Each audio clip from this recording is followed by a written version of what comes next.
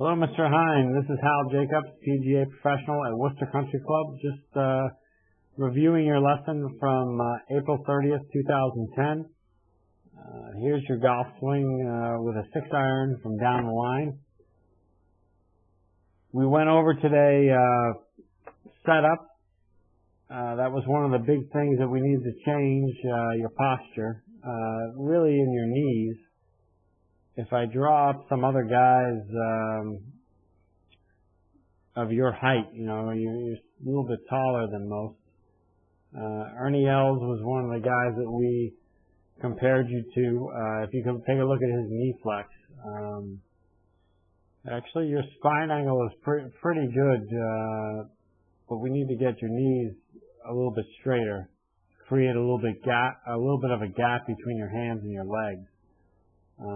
Here's another guy that's really tall, Padraig Harrington, and you can kind of see how he sets up a little bit different. I'll bring back Ernie Els here. We went over your swing plane, spine angle, and your head. And I'll just draw real quick on Ernie Els here.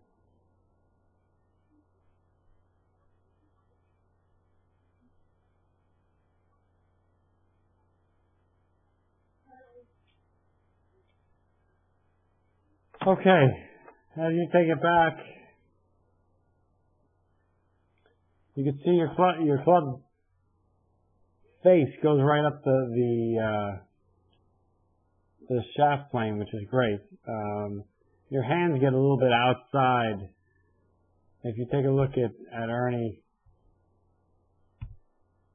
his hands are a little bit closer to his body. So I think that has to do with your setup. With your knees bent so much, your hands so close to your knees, the first thing you have to do is get your hands away from your body.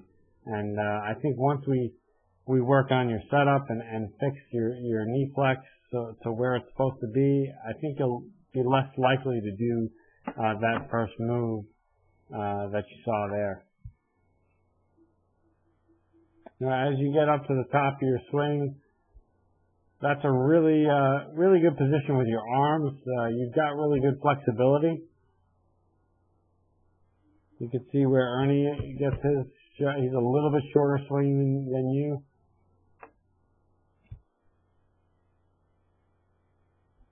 So you can see as you come into the shot how much you have to back away or back off the golf ball in order to hit it. That again has to do with two factors: setup and the fact that you tend to slide past the ball at impact.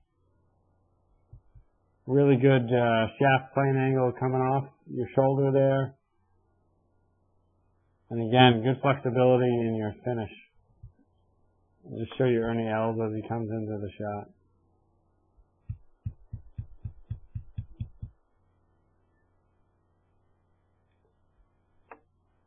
All right, quickly we will look at your driver setup.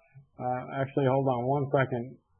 The other thing in the setup with your irons that we worked on is this shaft angle right here. Take a look at Ernie's setup. So his hands are a little bit farther back, a little more in between his legs than yours. Yours is a little bit more off your front left leg. And then again, the move that we were trying to work out of your swing is that move right there. That slide forward. Let me just show you real quick with the driver. Here was your setup with the driver. And, another tall guy is Stuart Sink. There's his setup with his driver. You can see, I don't know if I want your arms that far away from your body, but you can see his knee flex. You can see how different the shaft angles are. And if I show you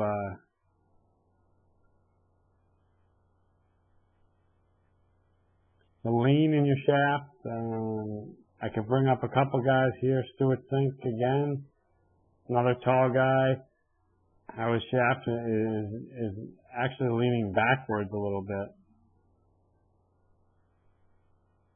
And you got Podrick Harrington, who's another tall guy. His shaft is leaning backwards a little bit.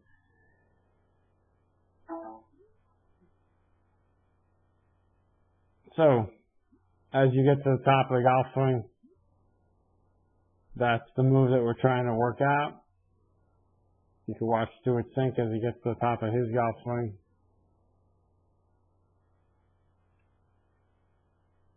And how he stays well behind the ball coming into impact.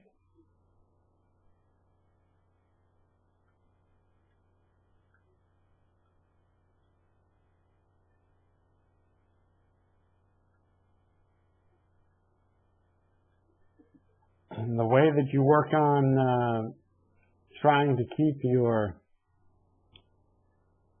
from getting ahead of the ball is this drill that we did right here. You can see how good your transition looks. Your feet together, hitting shots with your feet together. You could do this with a driver. You could do it with a 6-iron. Really good coil, uncoil. It helps produce a lot of power. If you have any questions, you can find me in the shop or email me and let me know how it's going.